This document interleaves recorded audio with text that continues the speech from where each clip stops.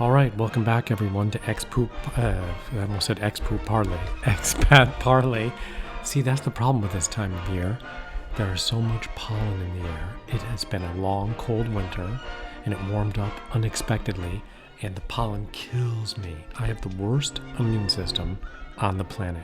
When I was a kid, there was a movie, I think with John Travolta, called The Boy in the Bubble.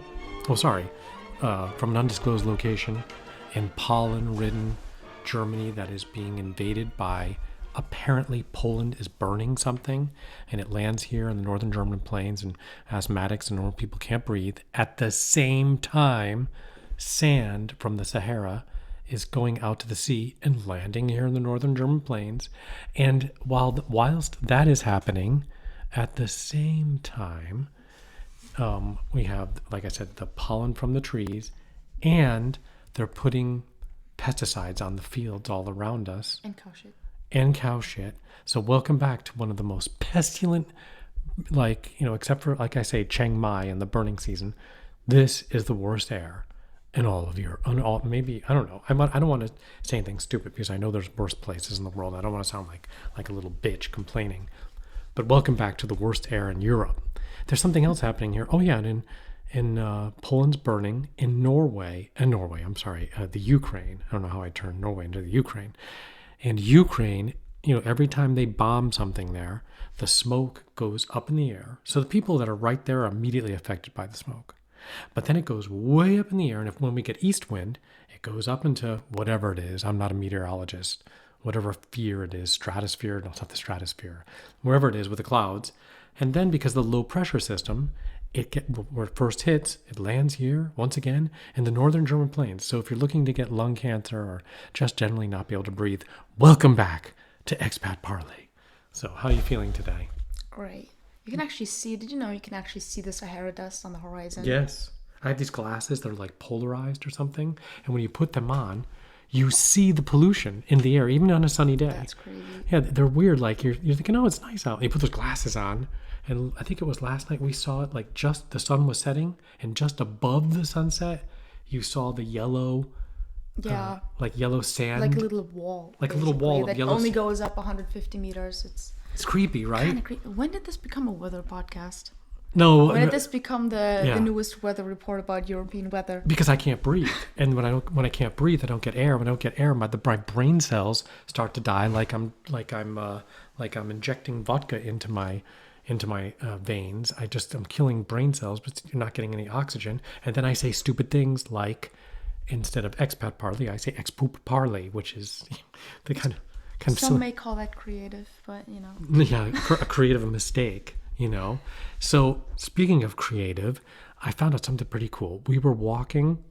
I was trying to breathe on the top of this hill, the only hill that there is here, and it's not. I think we talked about it before. It's not a real hill. It is Hamburg. It's where... It's old Hamburg. It's old Hamburg. Hamburg got bombed to shit, like Dresden and... what's the other one? Danzig and a lot of cities during the Second World War. They just... And what they would do is the Royal Air Force and the American Air Force would fly to Berlin and bomb the shit out of it. And when they were flying back, at that point, like late in the war, there was no flak. It was pretty easy to fly back. And sometimes they had remaining. I don't know how.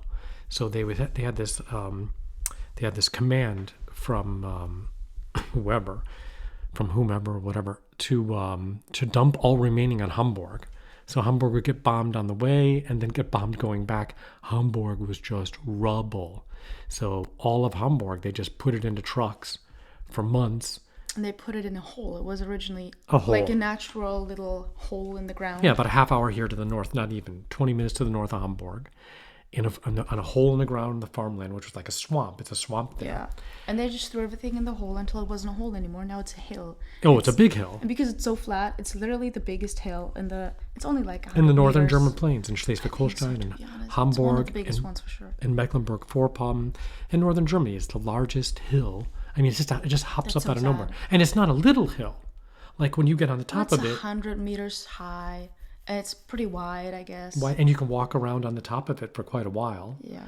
And kids today, some of the offspring, You know, like the third, Some of the offspring. yes, the third generation of the people who got bombed to shit or whose great or grandparents were Nazis are walking around on the what's the word for makeness in English? Yeah, on the well, whatever it is. I'm trying to think what that word is in English. The inheritance of their grandparents, which is they left them a giant hill, which was Hamburg. And you can see pieces of the street. That's just amazing. It comes through, you know. You're like, oh look, this is cobblestones, and they're like burned. Sometimes you'll be walking because there's grass growing on it and trees and everything. But sometimes there'll be like a stone, and you know what I mean. When you're walking up it, you're like, and you think, or a glass bottles from 1944, and you think, what's this? And you look at it, and it's remains of 1944 Hamburg. Whole bricks too. Whole bricks, yeah, of course. It's kind of interesting actually. If you're doing Zonden, you know, with the metal detector.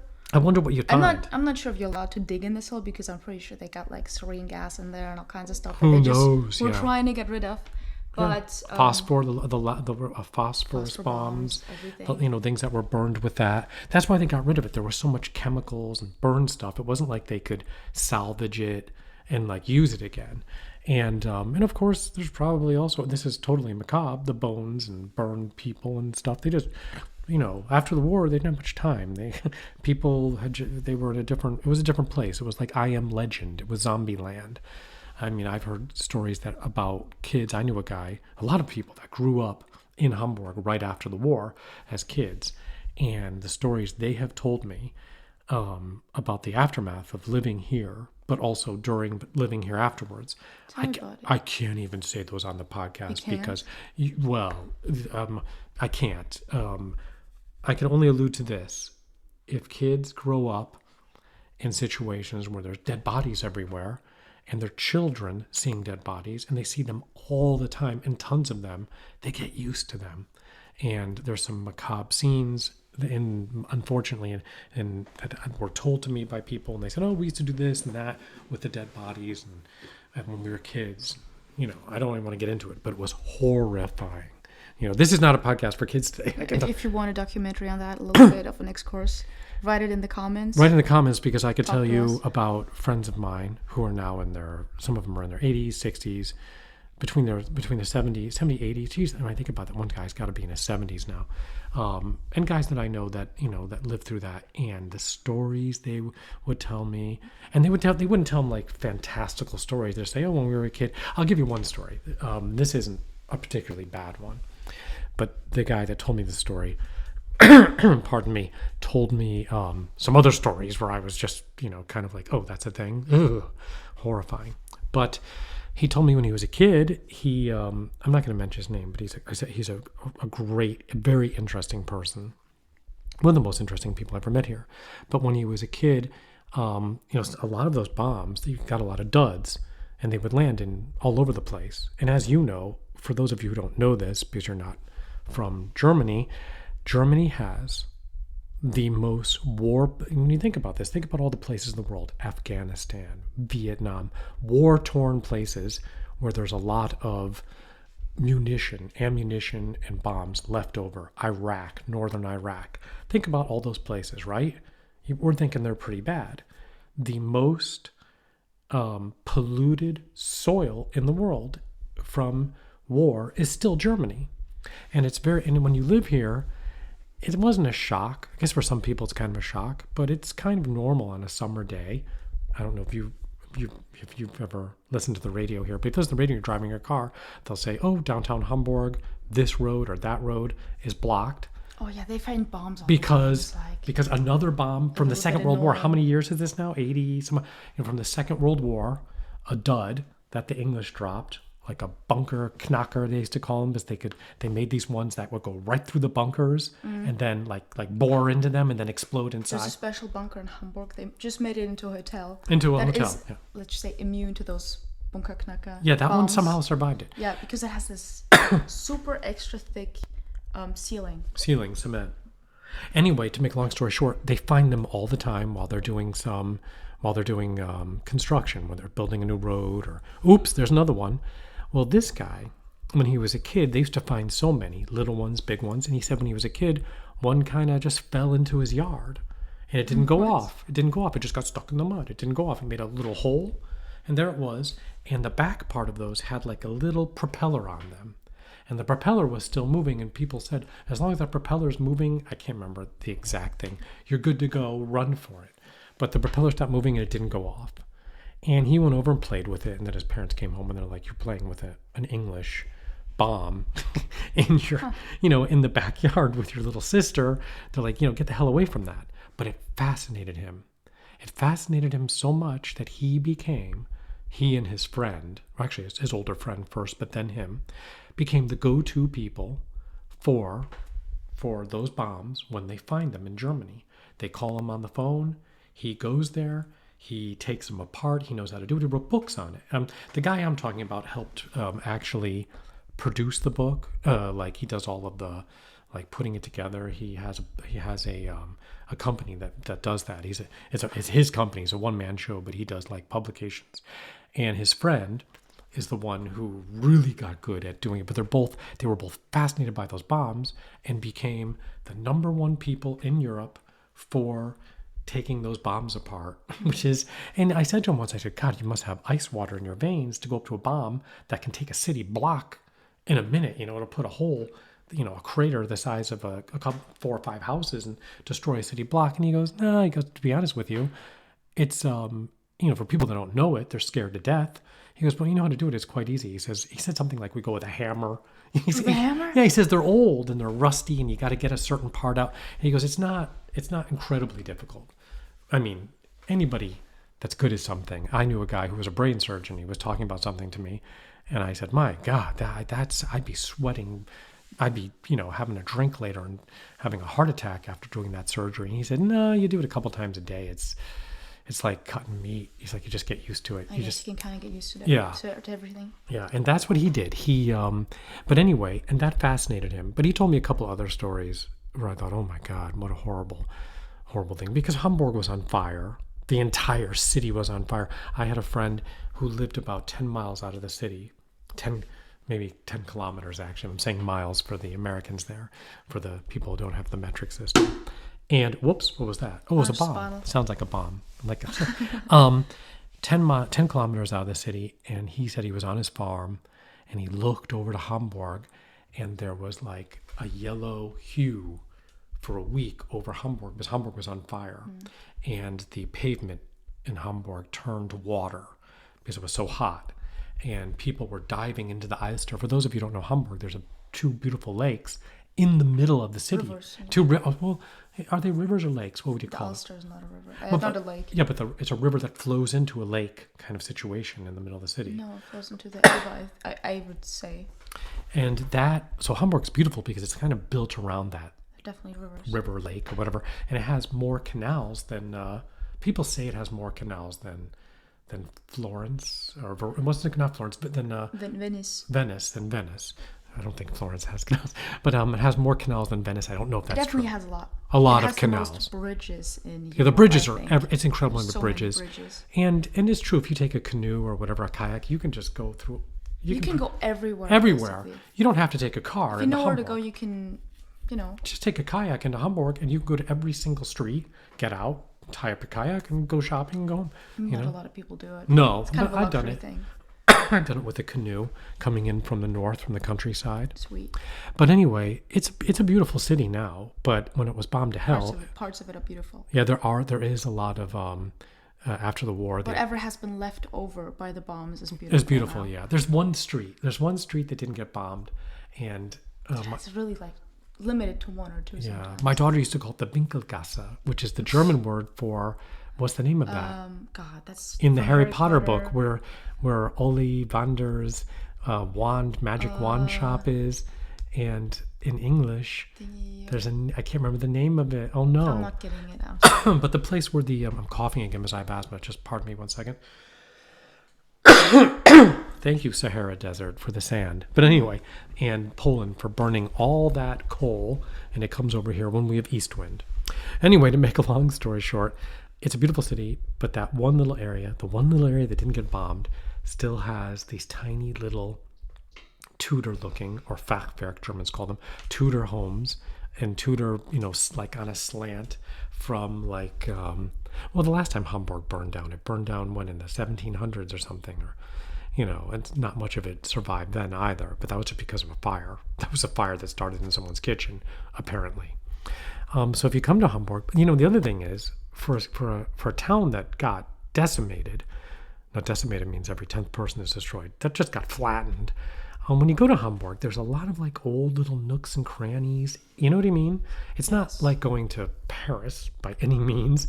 Paris is, or Rome, or any city in Italy. Not by any means. You shouldn't expect that. But it has its charm, and it has a lot of green and a lot of parks. And it, like I said, the parks are around the whatever that body of water is that's in the middle of the city. And that body of water is quite big. I think it's 7 kilometers around the entire body of water. If I used to jog it when I was studying here at the university. Oh, you're talking about that thing. Yeah, what they call the in and That's out. That's a part of the Ulster, I think. Yeah, what is that called? Is that a lake? That's not a lake. That's just a... I don't know. And little boats sail on it, Yes. And it's pretty, and all the beautiful old homes, the big expensive homes that are on it. I remember Andre Agassi, the tennis player, and his wife Steffi Graf wanted to buy one, and those homes are so exclusive they didn't allow them to. They're like, we don't want a tennis player here, like the old wealthy Hamburg people. So who owned it? Well, those homes are usually owned. They're generationally. If you live on the water in Hamburg, right next to the Ulster, it's beautiful there. It's like gorgeous. A different little world. It's like little, Yeah, it's gorgeous. It's absolutely gorgeous. Beautiful churches, and what we'll put some photos of it on here, so people get an idea of how gorgeous it is. But it was on fire. The entire thing was on fire. Sorry, and the good people of Hamburg, trying to escape the flames of the bombs, they jumped into that water. So, and after the initial bombing, there were just hundreds, if not thousands, of bodies in that water that had been burned. The people would dive down in the water to save themselves from the gas or the burning air. And when they'd come up, their body would burn, and they'd go back down. And, only do that a couple of times, and it's over. And then they would find just hundreds of half bodies floating around in there. So yeah, any tales of war are tales of the crypt. They're the worst of humanity. But that was a. But I don't know how I got onto that.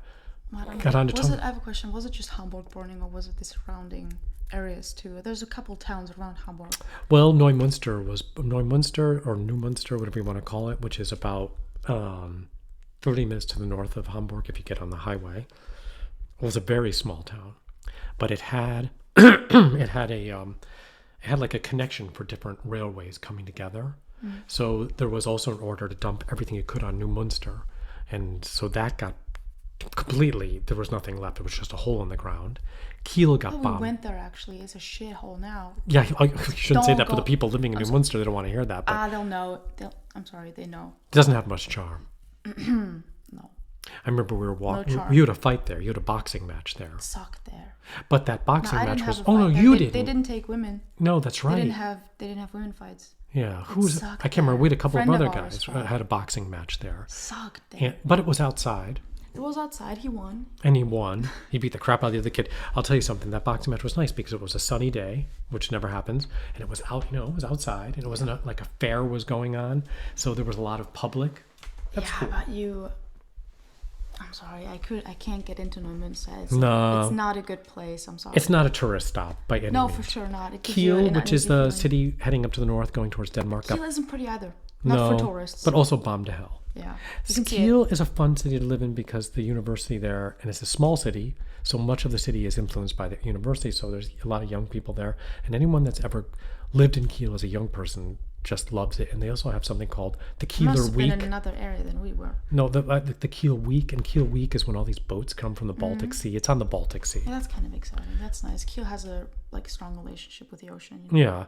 And then another place that got bombed, not as much. Lubeck caught a few bombs. Not much. Lubeck has because Lubeck is beautiful. Well, that's why it's beautiful. It didn't catch nice. didn't catch a lot of bombs. And of course Berlin got bombed to crap, And every city that had, they all got bombed, but the worst was Dresden, Danzig, which is now Gdansk because it belongs to Poland now, or it's part of Poland. Wait a minute, we were in Gdansk. Yeah, we were. We've been there, and Hamburg got flattened. Those are the ones that got, and people that lived there that are still alive today, they've all got extreme PTSD from, Although Gdansk is weird because they would literally sell you like little merchandise with German bombs and stuff like that on the That streets. is the oddest place I've ever been. That is a beautiful city with the oddest relationship to the Second World War and the bombing of the city that I've ever experienced. Maybe because it's Polish They don't now know what's and going they on. don't They don't know feel what the hell. for the Germans getting caught on fire, because it is absolutely. You go. We've mentioned this before. You go to Gdansk. You had a fight in Gdansk, right? Yes. Or outside of Gdansk. Yeah, that was a good fight, by the way.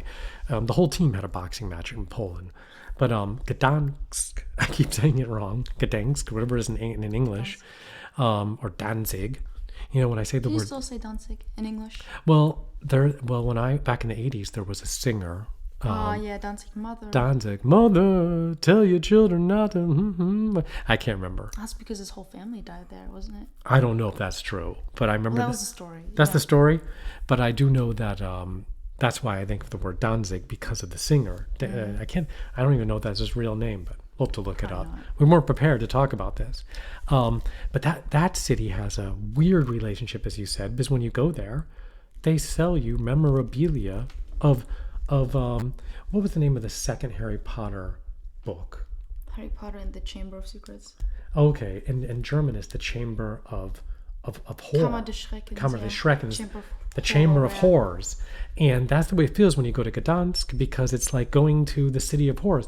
Here's little kids walking around buying plastic gas masks. Yeah, that's right? crazy. Little plastic grenades, little plastic machine gun, but all from the Second World War. Little. I thought to myself, "What? This is odd." And but I mean, they, who knows? Every city, I wonder how long they'll do that. But anyway, same thing with going to concentration camps in Germany.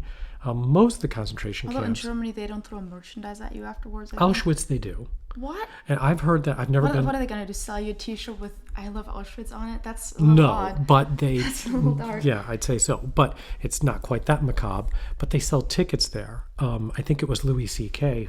or one of the comedians. He sold tickets at Auschwitz. No, he didn't work at Auschwitz, but I think he lost. He sold his tickets there. No, Louis C.K. lost like 90% of his family there. Oh. And okay. he said that he thought it was odd that I think he was the one who said, "Oh my goodness, can you imagine saying to the people that were imprisoned in Auschwitz in a concentration camp, hey, later they'll sell tickets here." You know what I mean? Like classes, it's really macabre. He made a joke out of it, But I also think that's really macabre. Have you been to any concentration camps in Germany? Not really. No, what do you mean, not really? We were supposed to go to one, but then it rained.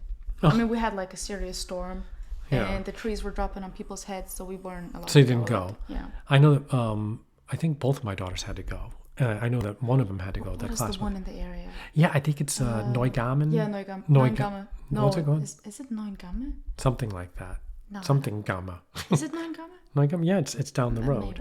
I only know that when the class went there, and this is 2000, I think they went 2024, 2025, people, I've never been to that concentration camp, but people, they left in an incredibly somber mood.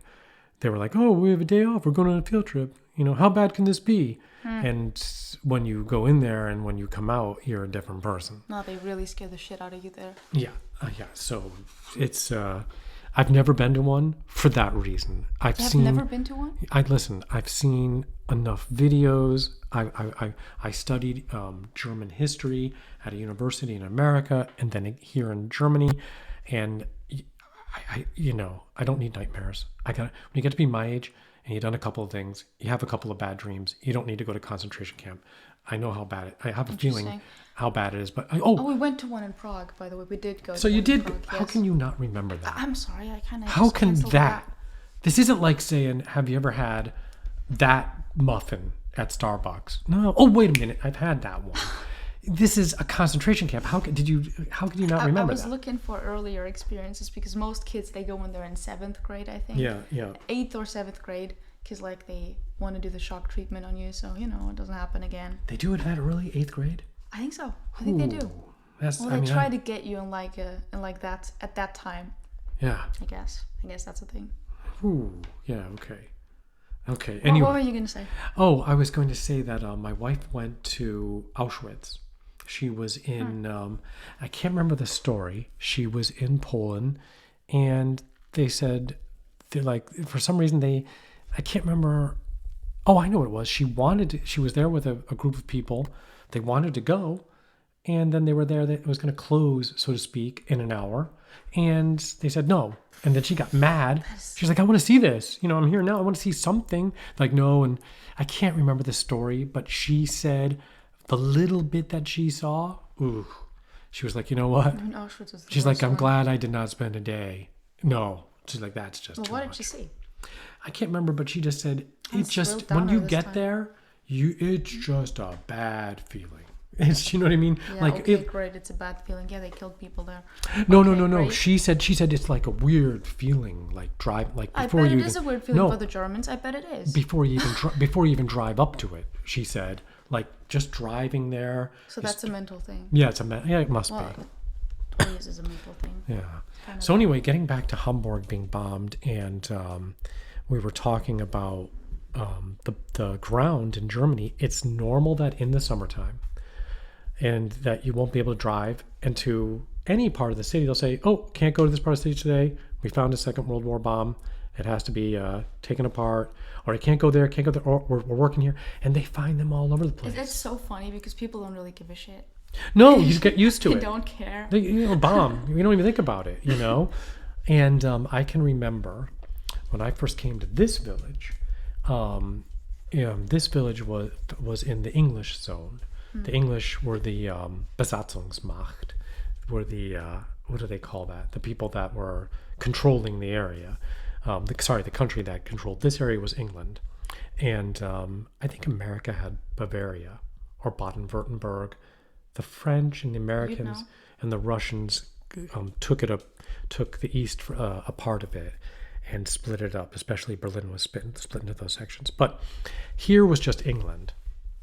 I think, anyway, to make a long story short, and they came pretty fast, the English. When they got here, a lot of people, especially the farmers that had been in Schleswig-Holstein, hiding weapons or whatever, were like, we don't want to get in trouble. If you had a couple of grenades in your basement, you weren't about to hand shit over because that would incriminate you, And when I was in this town, I was first here, I was coming back from Hamburg from work on my bicycle and going up the road, and I couldn't get into the town. They had blocked off the things. I tried to walk over with my bicycle through a field, through a farm, and a cop stopped me. He goes, where are you going? In the middle of the field. I said, I live in that farm over there. He's like, no. He's like, no. And then we saw later that there were guys with biohazard suits on, and some guy who had a farm, or still had the rest of his farm here, had died. He was in his 90s. And his grandchildren then, a few months later, were like, what are we going to do with Grandpa's house? Well, let's go in it and just go through some stuff. And downstairs in the basement, he had, don't quote me on this, sarin gas. Sarin gas grenades.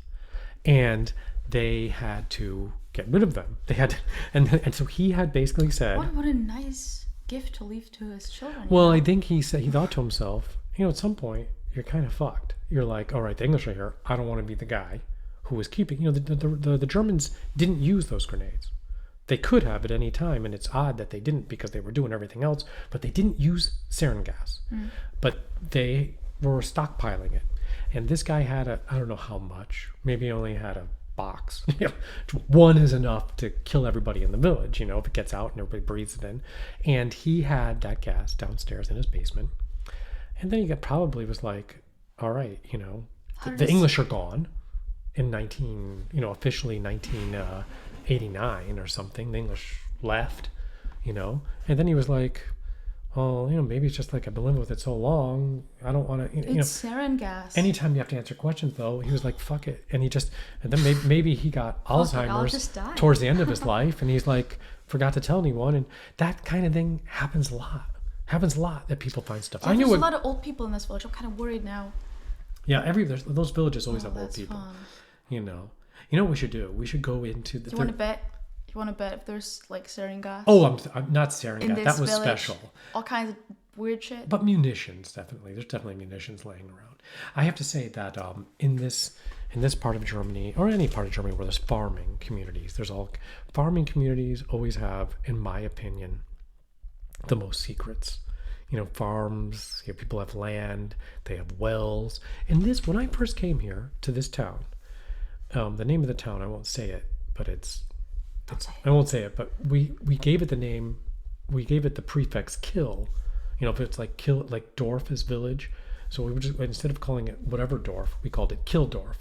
And that was because every time you turned around, they found a dead body here. And this is a little farming community, but it was people from Hamburg, people in the red light district murdering people and not even burying them, just dumping them up here.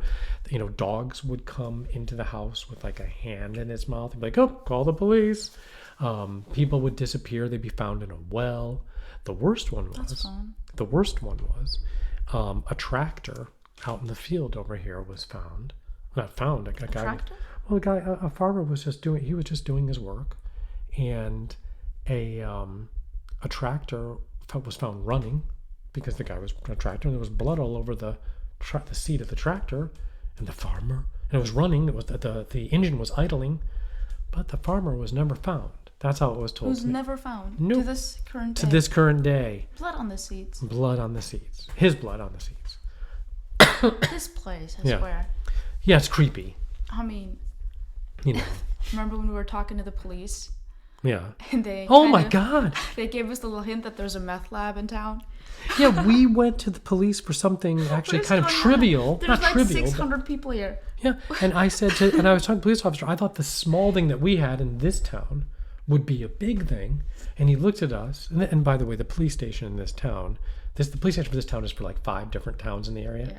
And it's basically the size of a tiny living room, It's just a little brick. To be honest with you, it wouldn't look like a police station. It's a house. It's a little house that they said, let's designate this. They just have a police car standing in front of it, basically. Let's designate this as the police station. I mean, there's no place to keep someone there. It's not like there's a little jail or anything. And the one police officer that was there, he said, we thought it was kind of a big deal for this town. He goes, what? He goes, that's nothing. I said, what do you mean? He goes, you know what they found here? And apparently there was like a whole Breaking Bad situation going on here. I'm like, what? Here? Why here? He's like, exactly, that's why. He goes, because nobody out here would ever think that. He's like, well, I don't know. This place is kind of crazy. Like, things just kind of happen. It is crazy. How many dead people have they found here in the forest? Well, since I've been here, I'm counting a dozen. A dozen since you have been here. Unfortunately, sex workers or prostitutes, as people used to call them. A few of those. A few old people that just kind of felt... You know what? When I first came here, I heard all the stories.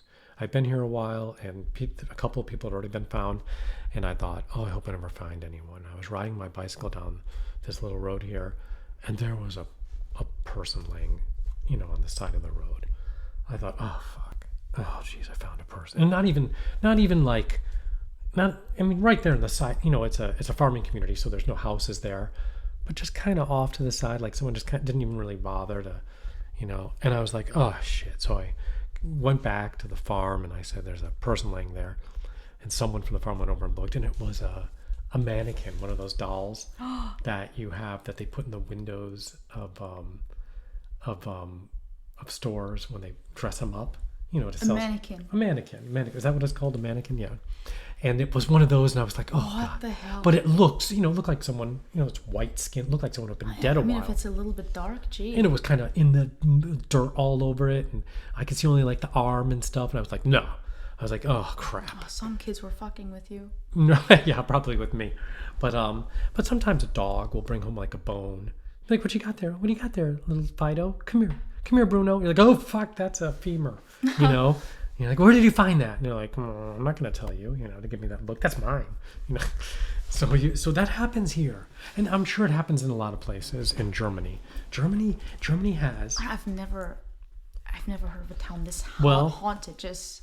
I think the world mostly knows about the crime and mystery culture from Scandinavia, right? True. Those Wallander movies. And, I don't want to get into all them. You're just watching now Peter Huig. You're reading the book. Sorry, not watching. From Schmiele's Sense for Snow. Yeah, in German. Fräulein Schmiele's Gespür für Schnee. Yeah. Schmiele's Sense for Snow. Great book, by the way. Incredible book. And the movie, I tried to talk him to watch the movie with Gabriel Byrne and Julia Ormond. Oh, did you hear that? Yeah. I heard someone coughing.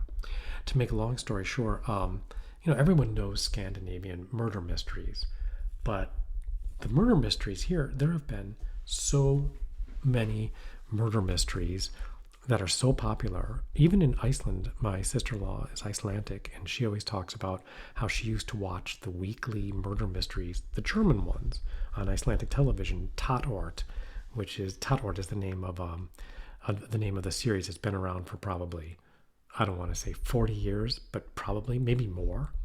I don't even know the name of that in English. What's a Tatort? A crime scene. Oh, it's called crime scene. It's called crime scene. That's typically German. You know what I mean? No love for any poetics. Crime scene. Tonight on crime scene. Well, they want you to know what's going on. They know. Yeah, there's no lying in German. It's just in your face.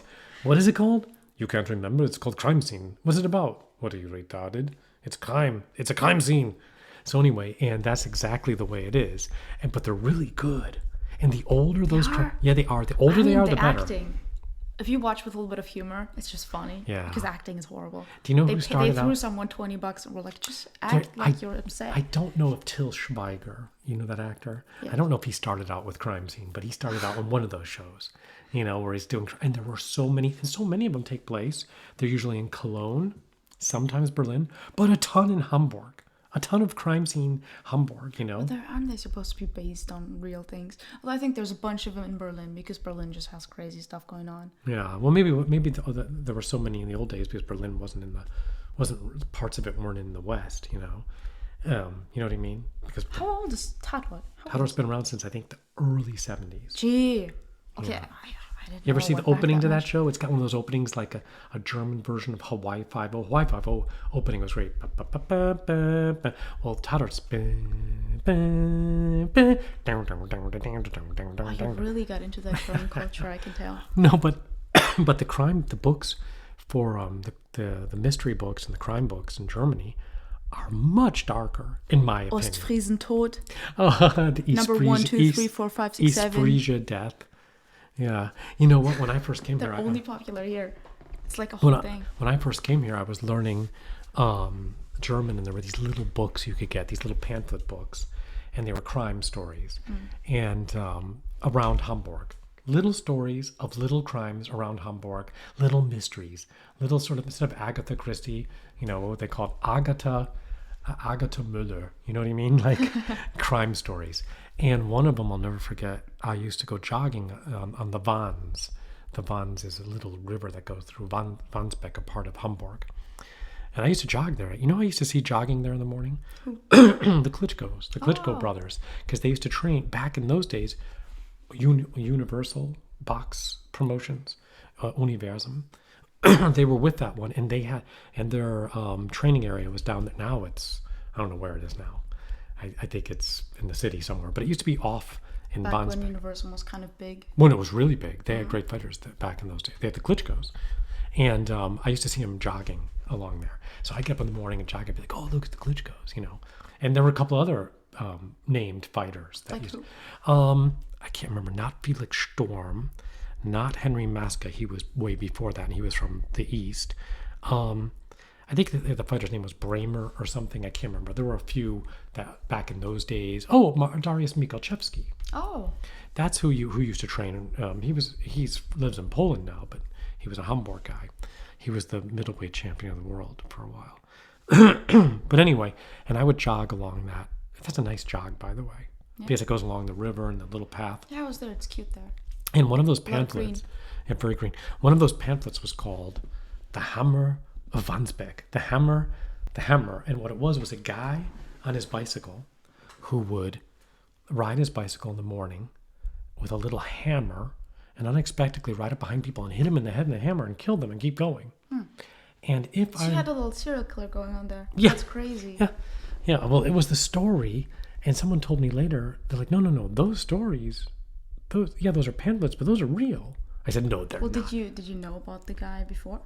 Well, after that, I figured it out. There was a guy. They never caught him riding around his bicycle, hitting people in the head. A friend of mine said that could just be an older, like 80-year-old pissed off German guy that's like. That could just be a grumpy German. A grumpy German, just like, you're not.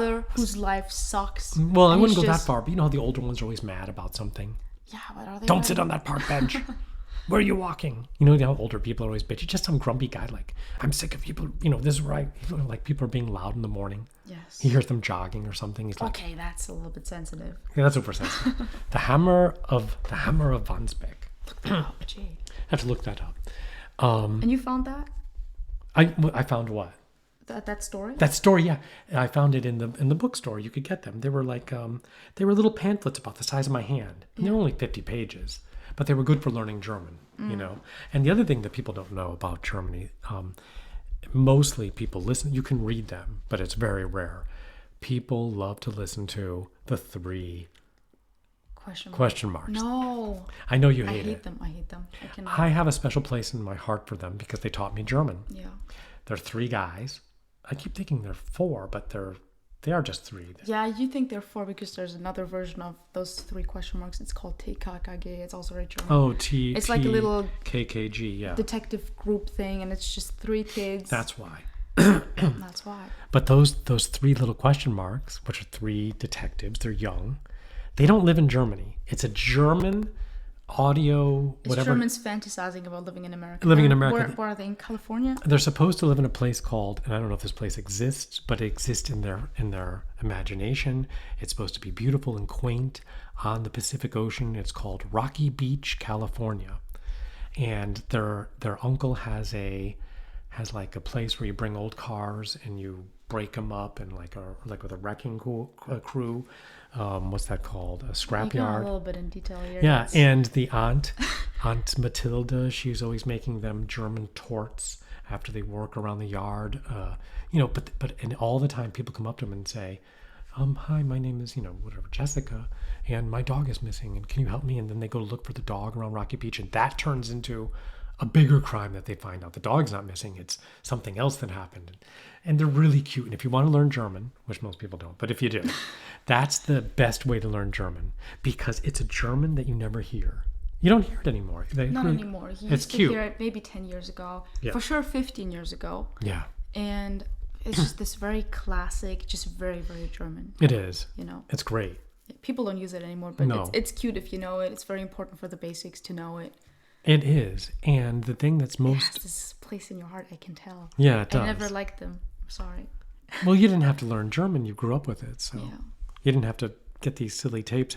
I used to get the tapes, and I would take out my laptop, and while the tapes were playing, I would type what they were saying, see if I could type what they're saying, and then check my punctuation, my grammar, my syntax, trying to be like a steno, so that I could, and then I would repeat them.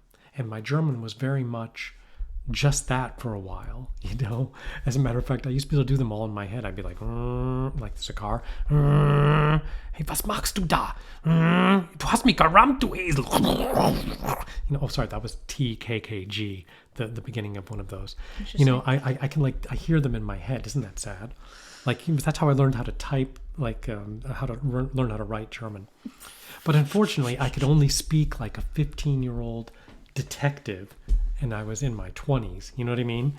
And I remember I don't know, sometimes you talk like an 80-year-old. It's crazy. Well, that's because I learned older German.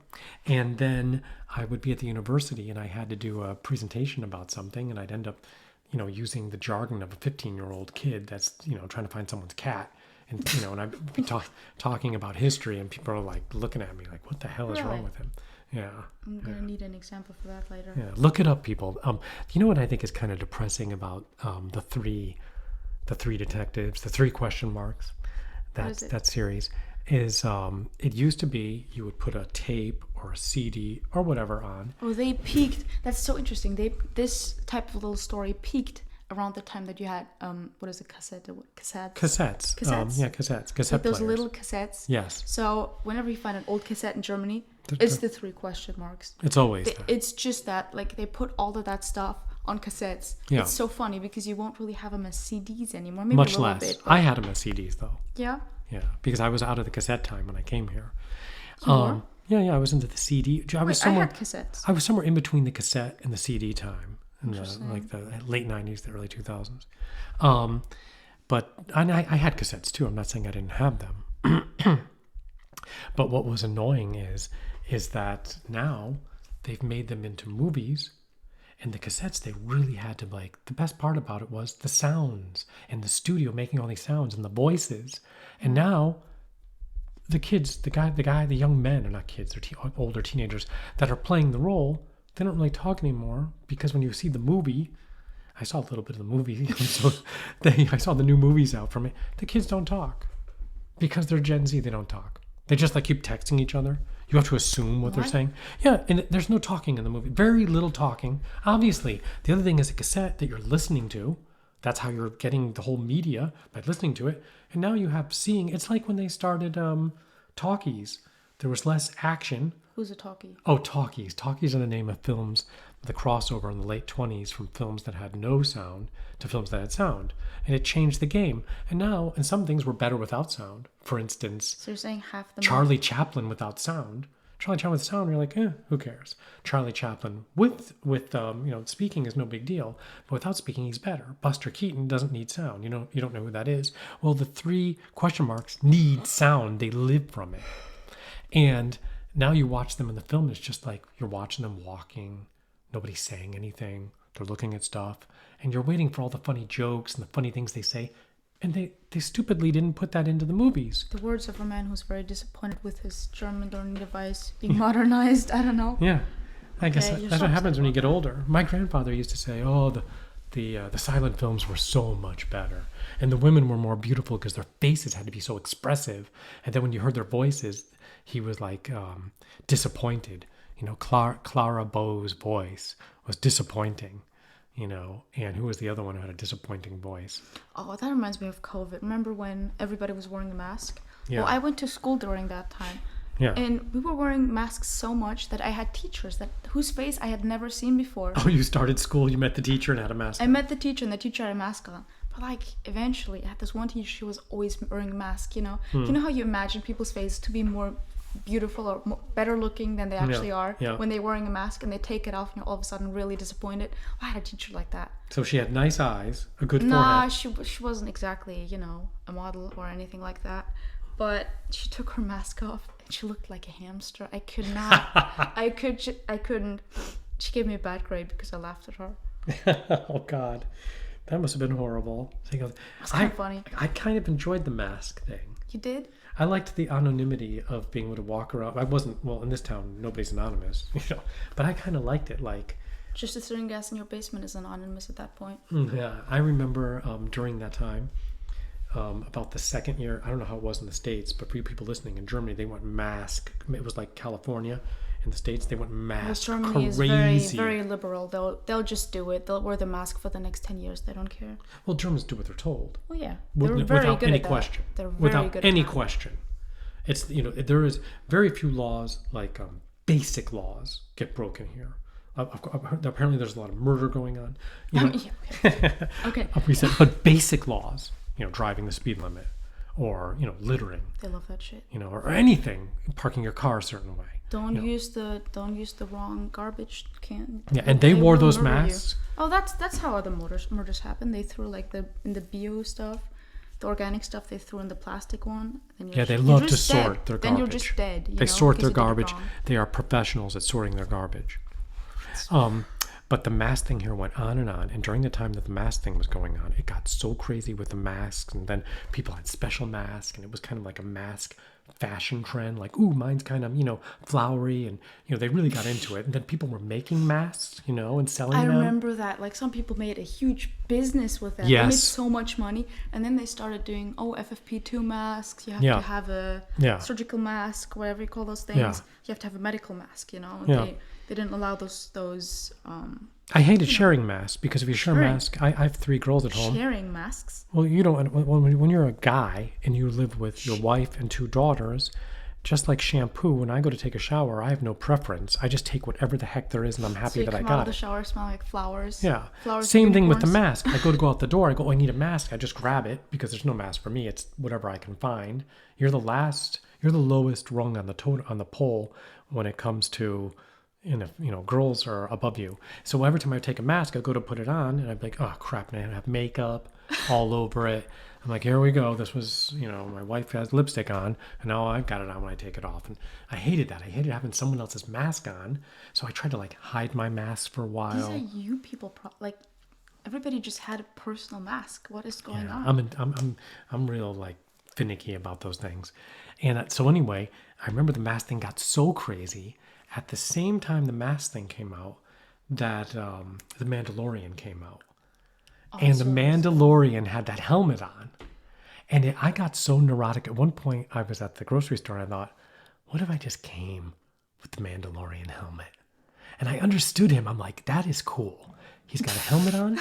Nobody can see him. He can't get any diseases. There's a filter in that thing. And I was like, yeah. There's some kind of virtue to covering your head. I mean, The Mandalorian was a very cool show. It was cool. It was a really cool show. Of course, they took one of the best looking actors and hid his face for 3 seasons. Who was it? Pedro Pascal. Oh, that guy's playing? He's the Mandalorian. Oh, I didn't watch long enough to see that. I'm sorry. You didn't need to have him. You could have had anybody in there. It's like you hired that guy first. He's very good looking. Do you think he's that good looking? When he was on Game of Thrones, I thought he was kind of. I think men like the way he looks. Yes, men do, because he looks. When he was on Narcos. What's that? It's a show that I watched it. I think on Netflix. It was about the drug cartels in the 80s, and about Pablo Escobar. Interesting. Me llamo Pablo Escobar. So I'm watching The Mandalorian, and I'm thinking, I don't know how long this COVID thing's going to go, and I get influenced by shit so fast. I'm like, maybe if I go on Google, I can find that thing. What? And just wear it. I didn't do it, but there was a moment there, and I was really surprised. But Germans are super geeky about things like Star Wars and shit, and they also kind of have fun, like I said. They follow the rules strictly, and then they, like you said, they start making masks and selling them, and they start being goofy about it. Yeah, they think they're being adventurous because they put sparkles on their little masks. A friend of mine I saw him during COVID. I'm not saying this is because of COVID, but he had he doesn't have it anymore. He used to have a Harley Davidson, and all of a sudden this bike is passing me on the road, and he's got a stormtrooper helmet on, and I didn't know it was him. And then he kind of got alongside me and kind of lifted it. I'm like, oh, geez. And only a German guy would get a stormtrooper helmet for his Harley, with a Harley, which doesn't even fit well together, And I was just laughing about it. And that's what made me think about the Mandalorian. I'm like, you know what? I'm going to get a bike. I'm just going to get a Mandalorian helmet. I'm going to walk into the grocery store and be like, yes, I need some more, and was that you sound funny when you have that thing? Yeah, pass me the lamb. It's not on sale. Okay, how about the pork chops? Getting stuff there. That's what I was really. You're such a geek, I swear. And let me tell you something. If COVID, if I had seasonal depression because of the darkness here, another year, maybe 2, and COVID had gone on, SARS-2 or whatever the hell it was called, if it had gone on for another couple of years, I might have. I don't know if I would have gone that far. I'm not quite that neurotic yet. But it's pushing the envelope. Yeah, one more year without the sun, and who knows what could happen. Yeah. I really wanted to do The Mandalorian. That was a cool show back in the day. It was I loved it. I'm not really into, Star Wars. I think that's really a millennial thing. It certainly is. And Gen Xers. Gen X? Well, millennial like it because of early... the first Star Wars movie came out in the 70s, right? Yeah, I think 76, 77. Huh. Yeah. You know what? I have to say something now about that. You shouldn't have brought it up, but I saw the first Star Wars movie and I was like, okay, I just didn't. Kids were being weird about it. Weird about it. And I saw it and I was like, okay, this is good, but I'm just not. It's, when you like something, you get that feeling. Like I like hunting, and I get excited thinking about going out to hunt, or I like boxing. I get a feeling about, or stupid things like if we're gonna do a race, and I get into like, the mountains, and you know what I mean. I get like obsessed with stuff, and I just could not get that geeky obsession with Star Wars. It just didn't hit me. It didn't hit me right. And I, at the same time, around the same time, there was the Rocky movies, Rocky 1. I was like, oh, I kind of like that. I was going home, I was drinking eggs and shit, and hitting a bag downstairs in the basement. That touched me somehow, Drink Rocky. the raw eggs. I did the raw eggs like an idiot, which is not good for you, I found out. It's not. My father's like, sorry, go ahead. No, keep going. Oh, my father got mad at me. He said, that's a good way to get salmonella. He goes, who's coming to dinner? Sal in Manila. Salmonella is coming to dinner. You're going to be throwing up all day. Salmonella poisoning. He said you could get that from the eggs. I have a question. Don't they make ice cream out of raw eggs? I never understood that. Is that safe? I don't know. They do it here in Germany. I don't know if they do it in the States. They make raw eggs. The official recipe for ice cream is with raw eggs. How is that not dangerous? I don't know. I know they're controlled. They're supposed to be controlled. From what I have read about it, is that you get the salmonella from chicken shit on the eggs. Yeah. And I got to tell you something. On the eggshell. So where we buy our eggs, we have a farmer who has the most gorgeous eggs. When I crack that thing open, and the prices are so good. The price is great. I go to his little farm down the road. They're friends of mine. Well, it's her little farm. Well, whatever. And I crack the eggs open, and they have the most gorgeous color. They taste amazing. They're great. They're fresh. But, sometimes there's a little... You hear the chickens in the backyard. Yeah. Basically. But sometimes there's a little chicken droppings. A lot of the time. Just a little bit, yeah. But I always think to myself... Well, that's where the salmonella is supposed to come. I mean, I'm not like... But he told me they control that. They have to control the eggs for salmonella. They do? It's the European Union. Oh, my God. Yeah. He has to put a stamp on every fucking egg. He told me, or she told me, that she has to do paperwork. She said, for 1 carton of eggs, you have no clue. And I saw her doing it once. We were at her place. Yeah, she works on it. She's working in the office, having a farm is so much paperwork. Oh my God! Since the European Union took over, it's just paperwork. And she's like, by the time you buy these eggs, I have. She says, I filled out so much paperwork, done stamps on them, done all kinds of controls. And it's a little place. This isn't like a major operation, But they have, they sell the eggs right out of their garage. They do have a couple hundred chickens, I think. That's not a lot for chickens. I mean. Yeah, you're right. You can kind of fit them in a little space. Yeah, so I got into that. I was cracking the eggs, and I was, I was doing the workout and making noise, and I was saying "yo" a lot. My father got mad. He was like, "What are you doing?" I'm like, "Yo, I don't know." He's like, "Don't talk like that." He's like, "I have been trying to give you some breeding with your life, and now you went to see Rock." He says, "You are so I was 7 or 8 or 9. You're so impressionable." And you're going, "Hey, yo, what's up?" I was, "Hey, Adrian, well, yo, what's up?" I was doing that, and he was getting so mad at me. He was like, my God. He's like, don't you dare. He's like, I've got to be careful what you watch, what you see on television or whatever. So that impressed me. And I have to say something. Years later, how many years later? 40 years later, whatever. I'm listening to a podcast with Bill Burr. And he said that he didn't get to see the Star Wars movie. And I felt the same thing that he felt. He said that he didn't get to see it, and then when he did see it, it was like a year later or something. All the kids came back that summer, they saw it, and he always didn't feel like he was like a part of it. Of course, he bitched. He didn't say something like it was kind of like my dad didn't let me see it. Kind of he's got that. I don't want to talk about it. He's got his dad issues. I never seen a man that age. Let me tell you. What's weird? Gen X he's ruined us. Because we were supposed to be the people who go, yeah, we used to walk to school. We'd be out all night playing. We'd fall down and scratch our legs. We didn't give a shit. Our parents didn't care. We were latchkey kids. And now he is bitching and moaning about his dad screaming all the time. And he's making us look. And I have to be honest with him. I think he's right. Gen X was when I think the generation, as a whole generation, got soft. Gen X was soft. There was a lot of divorce going on. So there was a lot of kids that were like being used as pawns. But mommy bought me, says I can do this. And the father's like, oh, fuck, all right, I got to let him do it. I can't be an authority and I can't discipline this kid because the mother's going to bitch at me and I only get to see him on the weekend. So they were like... Wow, I think you're really onto something here. Yes, Gen X were the kids whose parents it was all coming off the hippie generation where everybody was getting married for love. And they got married in a mist of marijuana. And you know what? That scares me. What's going to happen with, marijuana is legal in the United States. It's legal in Germany. People are smoking it up Well, it's a huge problem for the alcohol industry too, because Gen Z is not drinking Not anymore. drinking, they're smoking pot all day. Yeah. And not everyone. Listen. Generally, I think there's less consumption of drugs, counting alcohol. But smoking's going up. Smoking's going up, and this counts vaping. Firstly. I've never seen a generation smoke as much. There was no smoking in the 70s. I mean, the silent generation, the boomers, they were smoking their ass off. That's what I'm saying. That generation smoked. But when I was a young guy, the 80s and the 90s, if you smoked, you were a fucking loser. The smoking wasn't allowed. In the movie theaters, they couldn't show any, not movies, but they couldn't do the Marlboro Man.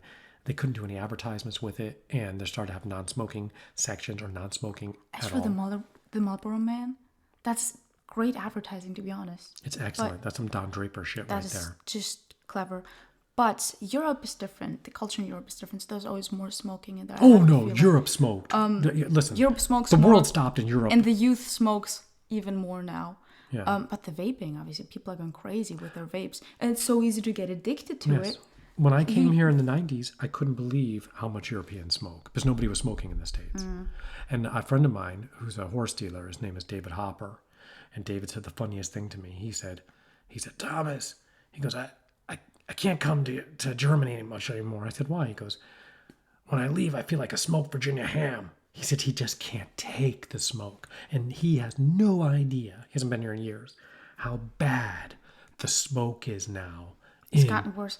I mean, to be honest, not to be a dick, but we have more people from Eastern Europe who have way more culture with smoking. They love that shit. Oh, the Russians? They don't know what air's like without smoking. Stop. No, they don't. They think air is smoking. They think they think the filter in a cigarette is there to filter the air. It's like a HEPA filter that you use. When you want to get the pollen or whatever out of your bedroom. Hilarious. No, but Gen Z doesn't drink alcohol anymore. No. And we have this huge thing with pot going on. I mean, it's been legalized everywhere. Who legalized it first? Was it Canada? Or Holland? I don't know. Holland always had it legal in those little tea, in those little coffee. So I know Holland had it legal.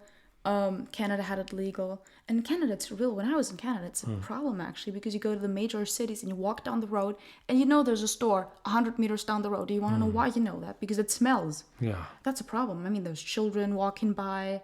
Even if the store's far away, you can smell it. It really bothers me personally. And who knows with all the side effects. I mean, the reason pot was legalized. Well, the reason pot was legalized was under the circumstances we don't know really what's going on, and we can test it more if it's legal, which is a stupid reason in my opinion. They have done the tests. The tests that are coming out. The tests, but long-term tests. That was the reason they wanted to legalize it too, so they can do more testing. I think that's retarded, to be honest. But the short-term testing on pot. The long-term testing. They were trying to test more. That's the argument. That's not my argument. I don't believe in that at all. Okay, but the results that have come out. The results are you get schizophrenia, you idiots. The results are horrifying. It's scary, especially how it affects that's like we're getting into a political thing. People get upset. It's not political, it's pot. People get upset if you talk about pot in a negative way. It's insane. People get so upset. People said it's not addictive. It turns out to be massively addictive. It's more addictive than smoking. It turns out to cause schizophrenia, not a little bit.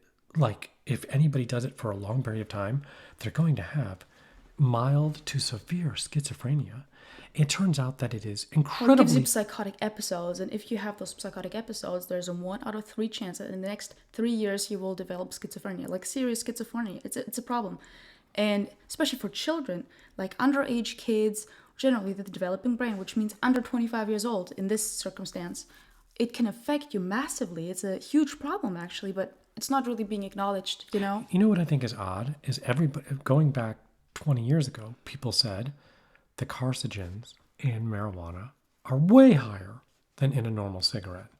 And I thought, oh, God. Oh, you have no clue. You're talking about 40 years ago. Yeah, and now... The THC level in marijuana has gone up like crazy. That means the effects are tripled, sometimes 4 or 5 times stronger than what it used to be in the 70s and the 80s. Yeah. So it's not the same thing. It's not the same thing at all. And people say, oh, it was fine when I was smoking it in the 80s. It's not the same. It wasn't fine back then. And now the problems have just exploded. And it's not being talked about. And people are just acting like, oh, it's a nice alternative to smoking and drinking because you don't get any side effects. Yes, you do. Massive side effects. It's insane. And everyone always knew it. And anyone who had an uncle or anybody in their family that was a pothead knew it. And it doesn't matter if it was the 60s, the 70s. Cheech and Chong, we used to make fun of them. They were they were a couple of characters in American pop culture that had a few movies that were supposed to be potheads. And they were known for just being like, what's up, man? They're sleepy all the time, know what they're doing. Everybody knew it. A pothead was always a kind of, someone that couldn't concentrate, that was sleeping all day, that was getting the munchies, that was kind of a slacker, not kind of a slacker, a major slacker. And then that was just anecdotal. Everybody knew it. But now, like you're saying with high THC or whatever it's called, the studies that are coming out are saying that, you know what I think is funny? The studies that are coming out, they're saying it like they just discovered something. Oh, marijuana turns out to be this horrible carcinogen, worse than cigarettes. I'm thinking, I've been alive a little while now, and I can remember the studies in the 90s, them saying that. Do people not take studies and throw them away? Everybody knew it. Someone was trying to make money off of it. Yes, and they just... You see what happens. It's insane. But getting back to what I wanted to say, we were talking about the smoke, we were talking about young people, and I was talking about Generation X.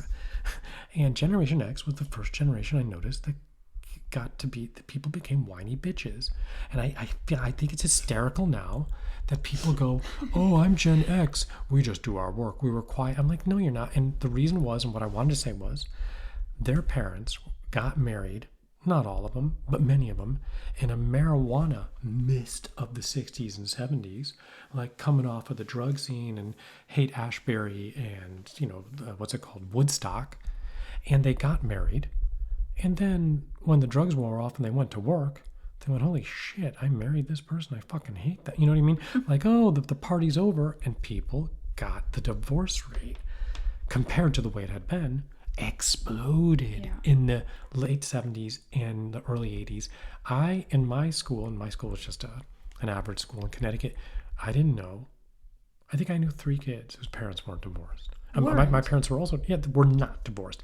I was like, what's going on here? And this was like an upper middle class, too wealthy area.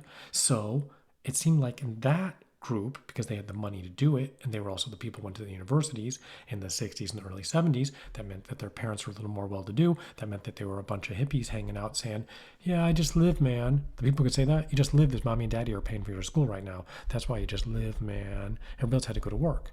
And the people that had to go to work, they stayed married. But if you had if you had a little better job and everything, you're like, you know what? I can get divorced.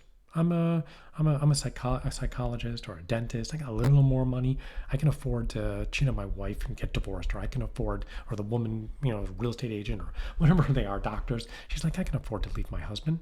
And those people did.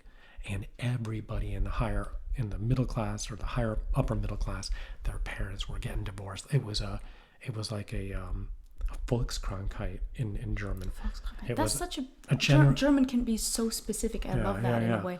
It means a disease of the population, of the general population, and it's one word. Yeah, it's a very specific. A general population disease. That's the cool thing about German. It can be very specific. Yeah, it went through like COVID did. It just went through, and everybody got divorced. Yeah. And what happened was, and there is a syndrome. People in my generation, did a lot of bitching and moaning. Because, they were kind of, they were like, oh, I'm traumatized because my parents got divorced.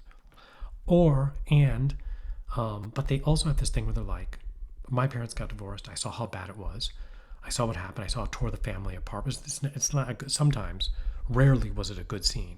To be honest, I never saw it be a good scene. I'm sure there were situations that were great, but it was mostly like this movie that came out in the early 80s, Kramer versus Kramer, with Dustin Hoffman and Meryl Streep. It was mostly like that. It was a war of the roses between the husband and wife, and what happened was, kids went, I'm never getting divorced. They either did this, they said, I'm never getting married.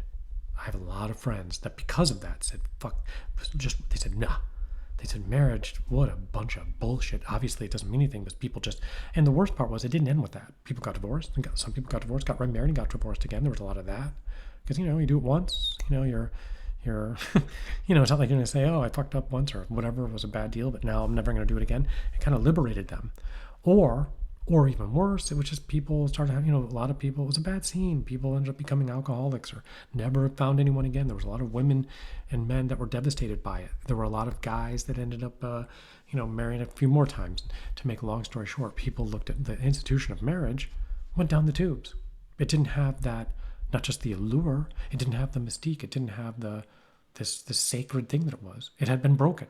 So a lot of my friends are like, marriage, for Gen X, I mean, like married. Who the fuck gets married? That doesn't work. I saw what that did. And others said, if I get married, I'm never getting divorced. Sometimes that's not a good thing either. People, guys that are Gen X, they will just stay. Men and women, they're like, no. They're just like, well, I would we say stay together women forever. less, probably. Yeah, but men will just less. stay. Gen X dudes are just like, no, I'm not getting divorced. And I'm like, dude, listen up. This is one of those situations, forget about what your dad did and all your neighbors did back in the 80s. Everybody getting divorced, it was the cool thing.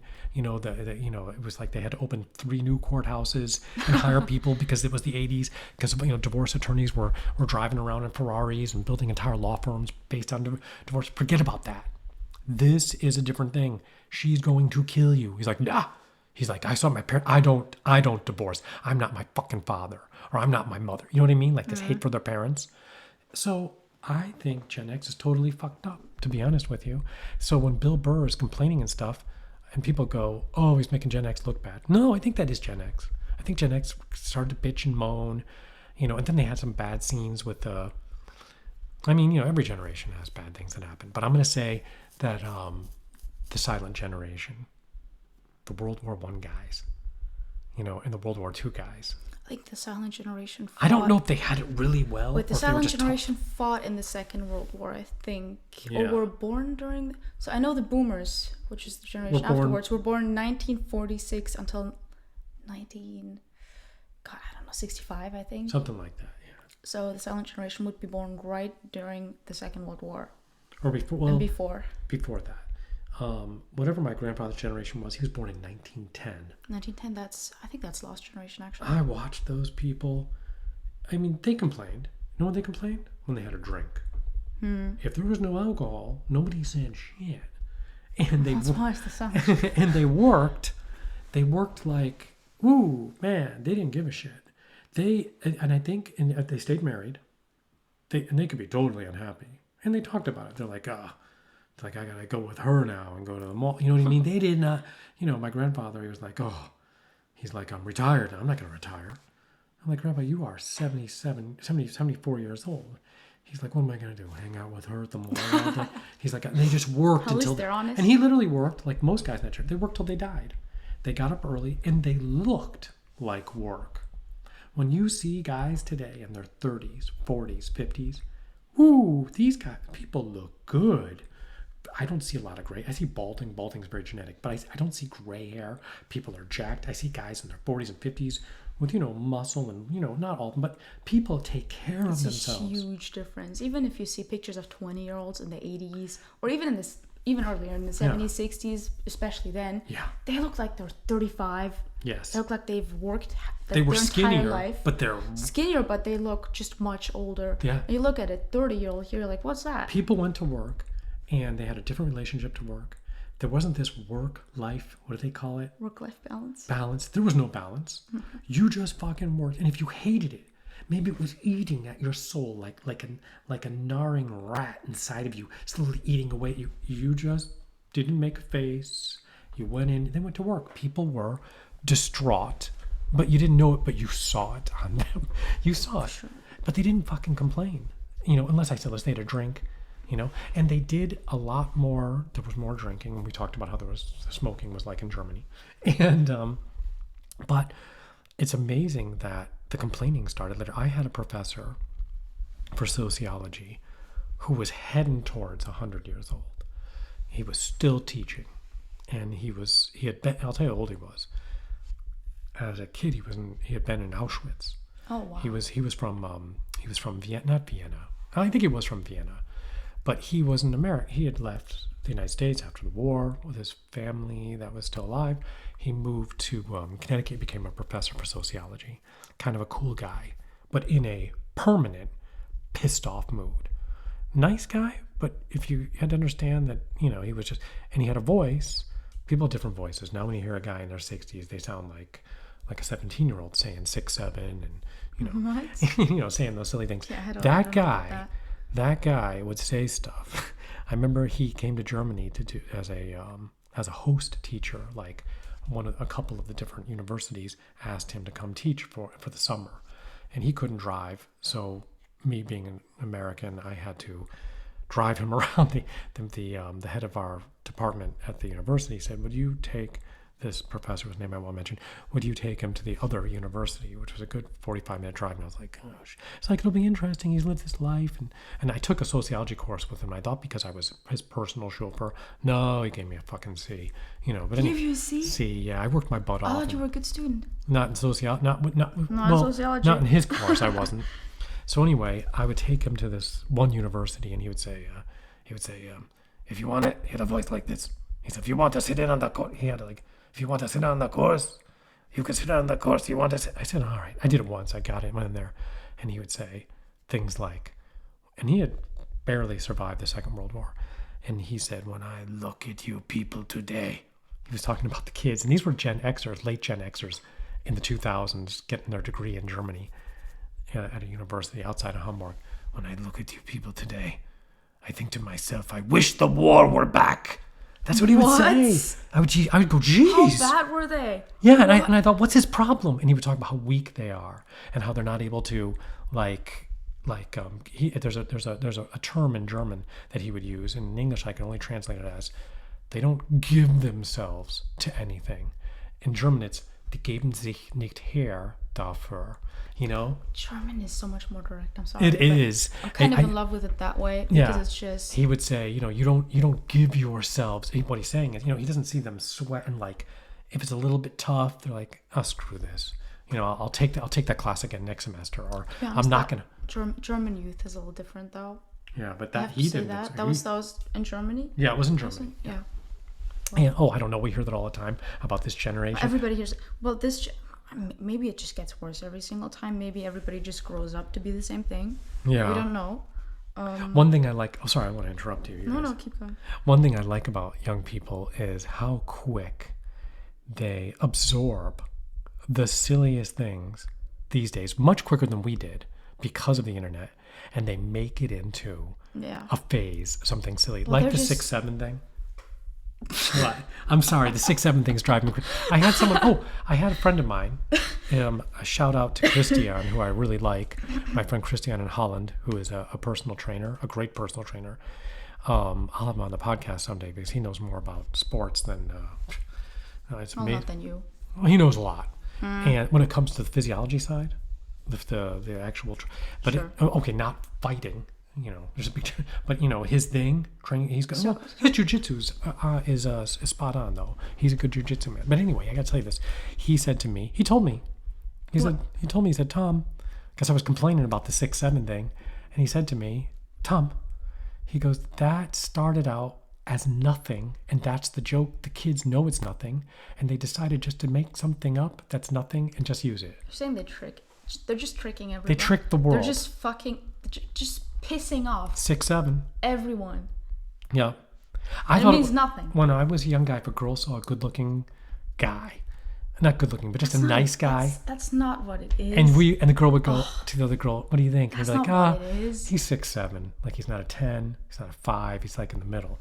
And that's what I thought it was. I thought they were like, it's just average, it's acceptable. I guess that's a creative. But that's not it. It's literally nothing. It's not. It means nothing. It has no meaning. Well, I think that's really a strength about this generation.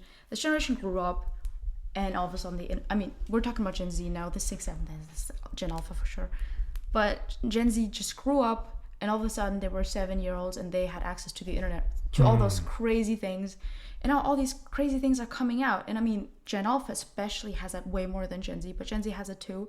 They just adjust to everything, and I think it's funny. They just make jokes about it. You can make jokes internationally too. It's just this whole. It's funny how international it is too. Yeah, it's kind of a culture, generally a generation culture. Yeah. throughout the continents. Kind of everybody kind of has it. And I think that's... What's his name? No, don't talk about that. Oh, I was going to say, he's the one saying it. No, he's not. Who?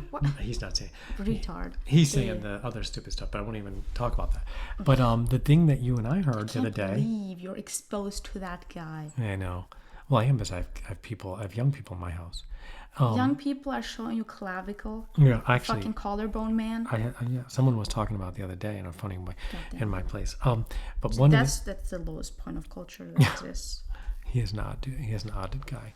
But I was on the top of that hill to go full circle, and then we'll stop the podcast. The Hamburg Hill. Yeah, we were on the Hamburg Hill with the leftover of Hamburg. What used to be Hamburg, just a big. You know what the name of that place is? You know what? The podcast was so good, and then you said clavicle or something, and now it's just clavicular. That's his name. I don't care. The hill that this brings us full circle. It's funny what the Germans call that hill. They call it Müllberg. They're so German. The trash hill. Trash mountain. Trash mountain. Like they don't even say, they could give it a name. Oh, I want to hike up Trash Mountain. They're not even sad. They're not like, oh, my grandpa's there. Exactly. They're like, let's go walk on Trash Mountain. And I say to them, do you know this is a whole city underneath us? It's trash. It's just trash. Trash Mountain. Trash. So we're on Trash Mountain because we're trying to get in shape, and it's the highest. It's the most difficult thing to walk up. This place is so flat that we're going up a 50-meter tall trash mountain just to get in shape. It's steep. It's steep. A little bit steep, I guess. Yeah. I find it very steep. Yes, you find it very steep because you live in northern Germany. My asthma is getting me. So I'm walking up Trash Mountain with you, or no, we're at the top of Trash Mountain training, and I'm like, you want to go up and down Trash Mountain again? And you're like, all right, because you can do it a few times, and it's not just tiring, but you also start to realize I'm walking on this is depressing. I'm walking on trash. This is the best I can do for working out, So and we're walking on Trash Mountain. Mm-hmm. We'd gotten up. I think we did 2 or 3 times. Okay, what's going on? Oh yeah, and these 2 girls walked by us, probably about 16, 17 years old. They look like these aren't kids who are going to study. There's a certain type of person in Germany that's just kind of, they're kind of hang out. They're the kind of kids that be smoking pot up there. Yeah. And there are people that smoke pot on Trash Mountain. There's a lot of them. Yeah, Hamburg. It's not even illegal. Like, go home. So sad. Go home. It's not even legal anymore. Don't bother us. They don't care that they're standing on, an entire city that once existed that burned down from bombs. But anyway, so they're on Trash Mountain and they walk by us, and the girl says to me, she walked by, she goes, what was it? Shalom. No, she said Shabbat Shalom. She said Shalom. Oh, Shalom. And this was a German girl. This was not a Jewish girl. No. I mean, I don't even know. And most kids don't even say hi to you. They just walk by you.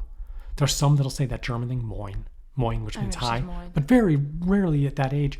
And she goes, Shalom. And they don't know why. They don't know where it's from. Some of them probably know why. They have internalized that. Those 2 girls maybe did not, but... They've internalized it from Candace. What Candace goes fast. Did. I think Gen Z adjusts, and Gen Alpha, I don't know what those were. Mm-hmm. They adjust incredibly fast to things, to situations and to crazy situations like that too. Yeah. I mean, the whole Epstein files thing. Yeah. You have the Gen Alphas, they're already dealing with it. They're already done. That's Erica Kirk. You have some millennials still crying about it, and some 11-year-old Gen Alpha kid is already making jokes about it. They're done. They just have so much craziness. They don't care anymore. They're just... They were traumatized for about a minute about that time. Gen Alpha, I don't know. I don't know about Gen Alpha. I don't even think they noticed I see Gen Z complaining a lot. The millennials were complaining too. Oh my God, the millennials. The millennials were totally traumatized by it. As usual, the millennials are the problem. Yeah. Sorry. The safe space wasn't there for them. They found out that humans are evil. Scared the shit out of them. And, but that's Erica Kirk. Erica Kirk. Shabbat Shalom. Shalom Shabbat. Nah. We're stopping that. Kids are saying it all the time now. You saw 2 15-year-olds say it to you once. Listen to me. Why would they say that? Because it's funny. Exactly. They internalized that Erica Kirk crap in about... How long did that take? I don't think that's Erica Kirk. I think that has to do with the Epstein files and just... How did the Epstein files have to do with Shalom? We're stopping this podcast right here. No, but Epstein never goes, he doesn't write an email in his files and say, Shalom, here I am. No, that's from Erica Kirk going, Shabbat Shalom, Shalom Shabbat, whatever the hell it is, Shabbat Shalom, right? Yeah. And I was trying to figure out pop culture. That's great. Yeah, and the kids have got it. The kids are saying that. And I wonder how long they'll be saying that now. Probably a week. Like a minute. 1 or 2 weeks, and they'll already Can you guess what the next thing's going to be?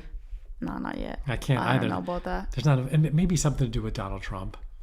He's going to invade Cuba. He's going to invade Cuba? Yeah, and then there'll be some AIs. Are we getting political science in here too? I cannot believe American guys posting stuff like, oh, I can't wait until the hot Cuban chicks or the 52nd state in America. They're like into it, you know, because they're excited about the girls. What are Cubans? I've never seen a Cuban. I'm talking like it's a zoo animal. I've never seen one of those in my life. I'm sorry. There's that one actress. We're in a very different part of the world here. Yeah, I can't think of the actress's name, but she's gorgeous, and that's why. She's Cuban? Yeah, she was in like the last James Bond film, the last one that was with Daniel Craig. All right, guys, I think we'll stop there because, you know, I mean, you know, unless you have something else to say. I'm good. All right, I think this was a very long podcast. Shabbat shalom, everyone. 6-7. Oh my God. 6-7. What? Oh my God. I'm not going to say it anymore because it won't be in about an hour. I'm taking this out.